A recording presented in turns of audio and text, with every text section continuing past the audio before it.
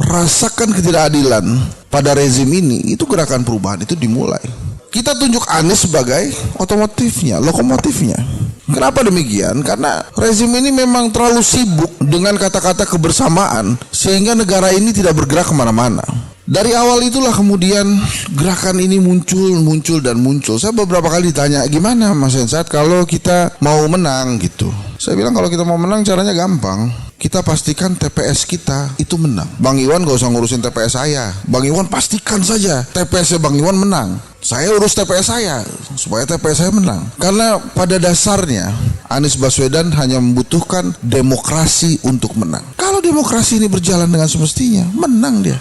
Kita nanti bicara swing voters ya, karena swing votersnya Ganjar tuh paling tinggi bang, 11-18%. Jadi kalau ini angkanya Kompas lah, nggak usah saya ngomong ke Deko Pinter disangkanya saya belain Anies. Angkanya Kompas itu, misalnya Ganjar Pranowo ditaruh 30%, itu swing votersnya 11-18%. Jadi sebetulnya 12% aja tuh elektabilitasnya. Makanya pusing dia.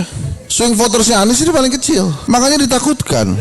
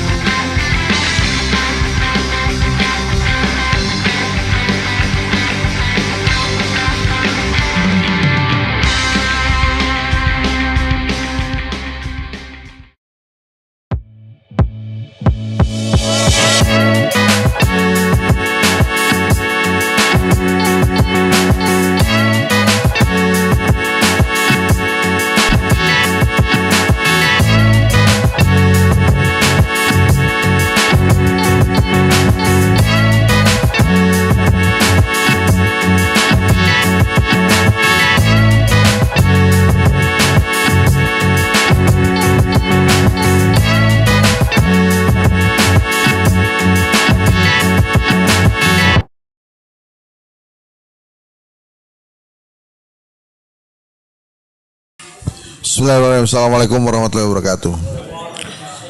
Ini kalau yang tadi itu kita mesti tunggu dari capresnya sampai waktunya tiba. Saya berkali-kali tuh di berbagai channel YouTube itu memang harus capresnya dulu yang ngomong supaya tidak gampang dibantah juga. Kalau kita bicara sekarang nanti selesai. Tapi tadi apa yang disampaikan oleh Puang Said Didu, Bang Refli, Bang Jensen itu kan sebetulnya mudah. Kenapa saya katakan mudah dicerna? Kalau perubahan itu, dulu kami sekolah di komunikasi itu ya, ada mata kuliah komunikasi politik itu. Kalau memang sudah 2 periode, itu otomatis bahasanya itu perubahan. Obama lawan George Bush Junior itu perubahan. Change, yes we can, kata dia. Donald Trump waktu lawan Hillary yang di-endorse oleh Obama itu juga bahasanya perubahan. Karena memang setelah 2 kali masyarakat menginginkan perubahan. Perubahan yang seperti apa yang lebih baik semuanya? Kan yang dirasakan oleh masyarakat saat ini apa? Misalnya keuangan keluarga tidak lebih baik dari tahun lalu misalnya. Nah itu harus diubah. Keadilan sosial yang dari tadi Bang Iwan sampaikan misalnya, itu kan coba diubah oleh Anies Baswedan. Dan beberapa hal yang sudah dilakukan oleh Anies Baswedan, membangun yang tidak ada misalnya, itu kan menjadi fenomena polemik yang luar biasa. Anies Baswedan tidak membangun masjid di Jakarta selama jadi gubernur. Ya masjidnya banyak, dia bangun yang nggak ada. Yang nggak ada apa? Stadion internasional yang tutupnya bisa kebuka tutup tuh atapnya, itu adalah dia bangun. Dia bangun yang nggak ada. Dia renovasi yang rusak-rusak masjidnya misalnya. keadilan sosial, kesetaraan tadi banyak dibicarakan. Tapi gini Bang Iwan, saya ingat sekali pada saat awal-awal perjuangan untuk memulai arah perubahan ini, arus perubahan. Ada teman bertanya, Hen, kenapa Anies Baswedan? Kenapa gerakan perubahan? Saya bilang jangan dibalik-balik, bos. Anies Baswedan itu tidak memiliki gerakan perubahan. Yang memiliki gerakan perubahan itu rakyat. Kita pilih Anies jadi lokomotifnya. Jadi jangan dibalik-balik bahwa Anies yang punya gerakan perubahan kita ikut dia. Kebalik. Gerakan perubahan itu sudah tumbuh dari masyarakat pada saat dia menang di Jakarta waktu itu. Pada saat masyarakat merasakan ketidakadilan pada rezim ini, itu gerakan perubahan itu dimulai. Kita tunjuk Anies sebagai otomotifnya, lokomotifnya. Kenapa demikian? Karena rezim ini memang terlalu sibuk dengan kata-kata kebersamaan sehingga negara ini tidak bergerak kemana-mana. Tegak lurus misalnya. Bahasa tegak lurus itu kalau orang matematik bisa jadi 90 derajat, Pak. Artinya Jokowinya kemana, relawannya kemana. Walaupun bisa juga diartikan satu komando, tapi kalau orang matematika yang mendengarkan itu kemana-mana. Nah, kenapa perlu perubahan? Anggaplah ini Indonesia. Rezim ini merasa bahwa semua memiliki Indonesia. Maka ada kelompok A di atas sini, ada kelompok B, kelompok C, kelompok D, kelompok E, semuanya mengitari Indonesia. Maju nggak Indonesianya? Nggak bisa, Pak. Karena dia didorong dari sini, dia didorong dari sini, dia didorong dari sini, dia didorong dari sini dengan egonya masing-masing. Kemudian mereka berteriak NKRI harga mati. Mati Indonesia tidak bisa bergerak. Nah, apa yang dilakukan dengan gerakan perubahan yang muncul dari masyarakat ini adalah kita berjejer di sini, Pak. 1, 2, 3, 4. Kita dorong Indonesia bersama-sama. Ini gerakan perubahan. Dan kita tunjuk Anies Baswedan jadi lokomotif kita. Nah, dari awal itulah kemudian gerakan ini muncul dan muncul. Saya beberapa kali ditanya, gimana Mas Hensat kalau kita mau menang gitu. Saya bilang kalau kita mau menang caranya gampang. Kita pastikan TPS kita itu menang. Bang Iwan gak usah ngurusin TPS saya. Bang Iwan pastikan saja TPS-nya Bang Iwan menang. Saya urus TPS saya supaya TPS saya menang. Karena pada dasarnya Anies Baswedan hanya membutuhkan demokrasi untuk menang. Kalau demokrasi ini berjalan dengan semestinya, menang dia. Makanya banyak hal kan yang diduga dilakukan untuk mencegah Anies Baswedan. Sahabat saya tuh gitu-gitu sahabat tuh Bang Adian Apitupulu kan pernah bilang Anies Baswedan ini konsisten calon presiden paling konsisten, selalu di nomor 3 katanya kan. Waktu di LC sebelah-sebelahan sama saya setuju. Karena di kedai kopi juga begitu, nomor 3. Kita nanti bicara swing voters ya, karena swing votersnya Ganjar tuh paling tinggi Bang, 11-18%. Jadi kalau ini angkanya Kompas lah, nggak usah saya ngomong kedai kopi ntar disangkanya saya belain Anies. Angkanya Kompas itu, misalnya Ganjar Pranowo ditaruh 30%, itu swing votersnya 11-18%. Jadi sebetulnya 12% aja tuh elektabilitasnya. Makanya pusing dia.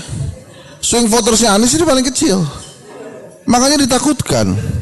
Wah, memang dipasang itu besar-besar kan, tapi swing votersnya juga besar. Swing voters itu pertanyaannya begini, apakah Anda masih bisa berubah? Jawabannya bisa. Nah itu bisa besar. Makanya pusing sekarang pemerintah nih, bukan pemerintah lah, orang-orang yang ingin memenangkan Ganjar atau Prabowo. Kalau nggak mau didiamin aja nomor 3 aja, nggak usah direpotkan. Nah jadi tadi balik ke pertanyaan Bang Iwan. Kalau ada yang bertanya Bang, perubahan apa yang akan dibuat oleh Anies Baswedan? Balik tanya aja Bang. Anda ngerasa punya masalah nggak hari ini? Itulah yang akan diubah oleh Anies Baswedan. Ekonomi, keuangan keluarga, demokrasi, pekerjaan yang susah misalnya, atau apalagi banyak kan. Pak Jokowi kalau di berbagai hasil survei memang kuatnya di dua. Kepuasan publiknya itu tinggi karena dua hal. Yang pertama infrastruktur, dan yang kedua COVID penanganannya. Dan kebanggaan Pak Jokowi itu, keberhasilan pemerintahan Pak Jokowi kita bisa lihat dari pidatonya.